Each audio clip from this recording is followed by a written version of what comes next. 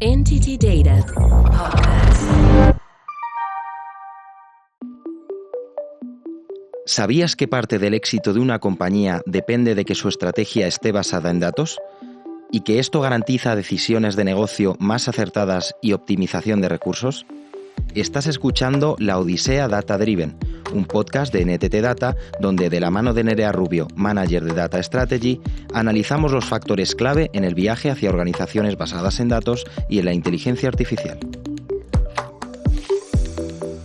Continuamos hablando sobre data. En el capítulo de hoy añadimos un nuevo ingrediente a la familia del valor, los Value Assets. ¿Queréis saber qué es esto y en qué nos pueden ayudar? Estáis en el sitio correcto y con los profesionales indicados. Hoy contamos con Andrea Cachapaglia y Nacho Barahona, como compañeros de viaje. A lo largo de su carrera profesional han trabajado en la generación de estas piezas complementarias que se unen para potenciar y demostrar de manera tangible el poder de nuestra tecnología. Andrea, ¿qué es esto de los activos? Bueno, es una buena pregunta. Lo digo porque justo ayer leía en uno de los blogs que tenemos en la casa, ¿no? Es decir, la visión de NTT de un activo, pero muchas veces es complejo, ¿no? Es decir, es complejo explicarlo desde una perspectiva que al final es algo que es un recurso tecnológico, ¿no? En el mundo de la consultoría que tiene un valor económico. Yo lo suelo simplificar como si fuera, bueno, tienes un coche, y este coche, que es un activo de verdad, te permite hacer un viaje.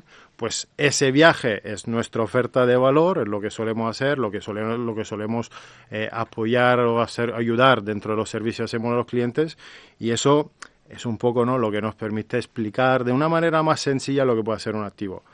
Pero creo que aquí la pregunta más que ¿qué es un activo? Es muchas veces, ¿no?, es la dualidad entre activo y acelerador. Y no sé, Nacho, tú, eso de los aceleradores, ¿cómo lo vives? Pues, a ver, como dices, cuando hablamos de activos se puede entender como un activo / producto o un acelerador, ¿no? Entonces, ¿cuál es la diferencia? Esa es la pregunta del millón. En realidad, si poniendo el ejemplo, ¿no?, siguiendo con el ejemplo del coche, si estamos hablando de un viaje en coche, ese activo, ese producto sería el coche. Y el acelerador es cualquier cosa, ¿no?, que por ejemplo te lleve a hacer el camino más rápido. Es una herramienta, un proceso que impulsa este viaje, ¿no?, para hacerlo más eficiente. Y no solo eso, no solo un camino, ¿no? Puede ser incluso la gasolina, el Google Maps, el Waze. Hay diferentes formas de entender lo que es un acelerador, porque en el mundo del desarrollo software, por ejemplo, pues pueden ser herramientas o componentes o un conjunto de buenas prácticas simplemente para agilizar el desarrollo de cualquier solución de cara a un cliente, ¿no?, una arquitectura, una aplicación o lo que sea. Claro, es que eso que dices es muy importante entenderlo, porque al final los clientes nos piden desarrollar proyectos, tienen necesidades muy concretas y nosotros tenemos que ayudarle a ser más eficientes y más rápido a la hora de construir ese producto que necesitan, ¿no? Y entonces creo que los aceleradores al final es algo muy básico dentro del negocio y además es muy importante. No sé, ¿tú le ves este interés, sobre todo en los clientes, ¿no?, en esta demanda? Sí, o sea, nos estamos encontrando clientes que de hecho mencionan incluso la palabra acelerador para realizar proyectos en menos tiempo que si tuvieses que hacerlos de cero, ¿no? Que esto al final está ligado un poco con también nuestros propios intereses. Es decir, un acelerador, ¿para qué sirve? Primero, para no reinventar la rueda 100 veces. Y en segundo lugar, te permite un poco desacoplar el headcount de lo que son el proyecto. Es decir, no necesitas meter muchísimas personas para hacer lo mismo, puesto que cuentas con estos aceleradores, estas herramientas que te permiten hacerlo de forma más ágil. Y para los clientes, ¿esto qué implica? Que tú ya has probado ciertas piezas que sabes que funcionan y te permiten reducir el tiempo de desarrollo de un proyecto de 3 meses a 1 mes, por ejemplo. Y creo que además, a veces, aparte de acercarnos a los clientes, también nos acerca a los partners, ¿no? Es decir, a los grandes partners que tenemos, que hemos hablado, ¿no?, creo en el episodio anterior, Amazon, Microsoft, Google, etcétera. Creo, ¿no?, que también nos acerca a ellos porque les hace entender qué le podemos ofrecer como compañía, sobre todo por el conocimiento amplio que tenemos de sus productos, ¿no? Y por lo tanto, eficientar el uso de sus herramientas. Habéis hablado de la relación con Hyperscaler, como bien decías, de la sesión previa, y habláis de aceleradores, que lo que nos encontramos muchas veces en clientes es que para ellos inteligencia artificial generativa no deja de ser un acelerador. ¿Cómo podríamos diferenciar el concepto acelerador como asset de lo que nos puede ofrecer o lo que interpreta el cliente como inteligencia artificial generativa?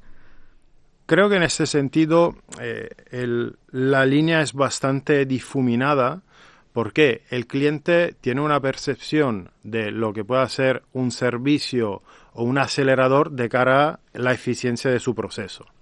Nosotros, la visión del acelerador está mucho más enfocada, ¿no?, a cómo puedo, como explicaba Nacho antes, ser más rápido a entregar pues mi producto, mi servicio, etcétera. Y por lo tanto muchas veces aprovechamos o combinamos varias cosas, incluida la IA generativa, dentro de este proceso de aceleración.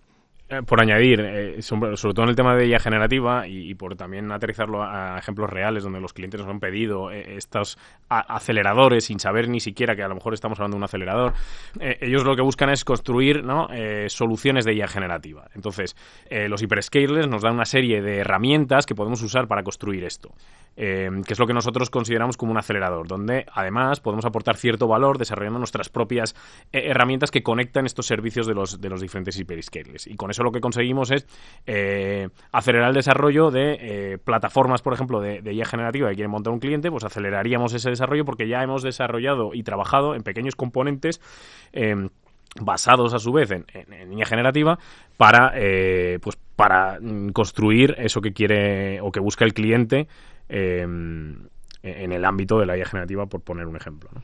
Nacho, me gustaría hacer más zoom en esto que comentas, porque entonces doy por hecho que os habéis encontrado la necesidad de generar una solución que aporte un beneficio.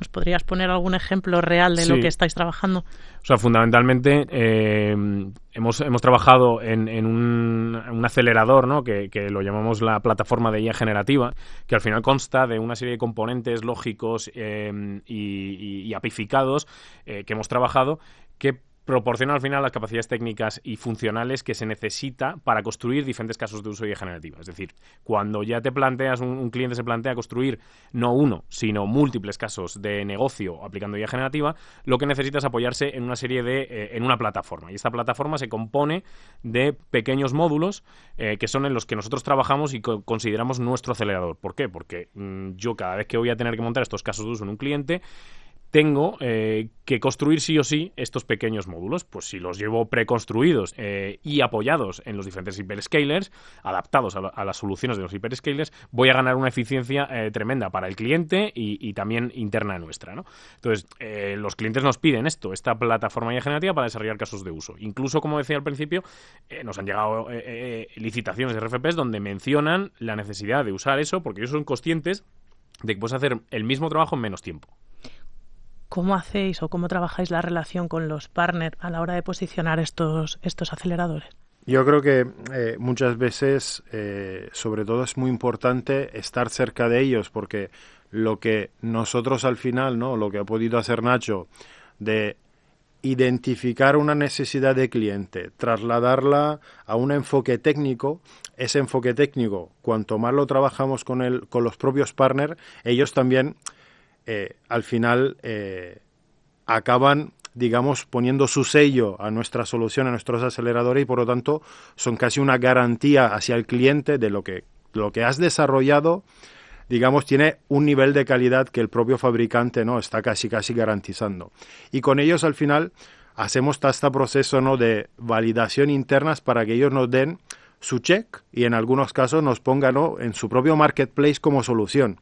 Y eso al final te da esa visión, ¿no?, de, oye, lo que acabas de hacer está muy bien hecho. Es decir, al final el Microsoft de turno, el Google de turno, el Amazon de turno está reconociendo tu trabajo y lo pone en evidencia en su propia web. Eso creo que es algo bonito, ¿no? Es decir, al final dentro del proceso de desarrollo y casi de innovación que hacemos en esta parte de desarrollo de aceleradores. Creo que es un claro ejemplo y creo que nos repetimos con respecto a las sesiones previas de cómo la tecnología está acompañando al negocio. Por lo que estamos interpretando, al final, la necesidad surge de negocio, que eso sí que nos ha cambiado un poco los paradigmas de años previos donde trabajábamos más pegados a IT. o lo veis como, oye, una evolución natural porque los perfiles ahora hablan doble idioma, digamos? Yo creo que, es decir, si tiramos atrás en el tiempo, ¿no? Es decir, muchas veces los perfiles somos de IT, venimos de la tecnología y lo primero que pensamos es en la tecnología, en acelerar algo tecnológico.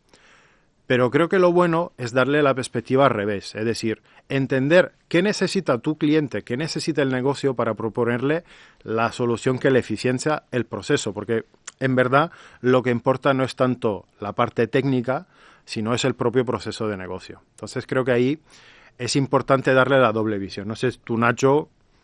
Sí, o sea, yo creo que a día de hoy con la democratización de la tecnología en general, lo que los clientes esperan es, sobre todo desde negocios, una inmediatez, es tener una solución, ¿no? Entonces, nuestros interlocutores no pasan a lo mejor tanto por irnos a IT y arquitectura y tirarnos meses definiendo una solución para luego ver cómo eso encaja con negocio, sino que es negocio que ve que, por ejemplo, en el caso, vuelvo al tema de la IA generativa, ¿no? Que es esto funciona y lo quiero ya, pues ven que estas capacidades están ahí disponibles, ¿no? Entonces nosotros lo que nos permite trabajar de forma ágil para dar esa respuesta de negocio es usar, ¿no? Estos aceleradores, estos partners que ya cuentan con unas soluciones que todo el mundo más o menos tiene en mente o entiende que pueden resolver los casos de uso de forma bastante más ágil.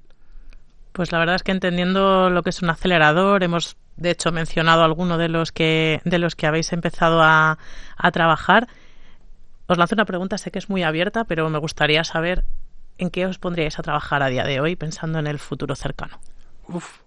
Buena pregunta. La verdad es que, claro, obviamente, si estamos mirando, ¿no?, el hype cycle, ¿no?, de lo que son, pues, los analistas de mercado, ya estamos trabajando en algo que nos va a abrir unas puertas a futuro muy importantes. Esto que comentaba Nacho, de la IA generativa, obviamente, le estamos viendo que tiene un futuro algo muy cercano a día de hoy, porque está enfocada en los que son los procesos, los casos de uso de negocio, pero obviamente una transformación que acompañará todas las organizaciones a lo largo de varios años. Por lo tanto, ya poder trabajar en algo que tiene una tendencia de crecimiento, pues ya nos está poniendo, ¿no?, en este punto de camino hacia el futuro. Obviamente, creo que todos los paradigmas nuevos que están saliendo en el ámbito del dato, Data Mesh, Fabric, etcétera, la IA generativa, obviamente, pues al final en todos estos hay siempre que ver el punto en que puedes eficientar cierto proceso para poder desarrollar tu propio acelerador y posicionarlo, como hablamos, con los partners, ¿no? Es decir, y con el propio cliente, porque al final el que lo compra es tu cliente. El que entiende el servicio que le estás ofreciendo, el valor que le estás aportando, sigue siendo tu cliente. Por tanto, es importante entender los paradigmas, entender la necesidad de negocio y ver cómo casan en un beneficio común.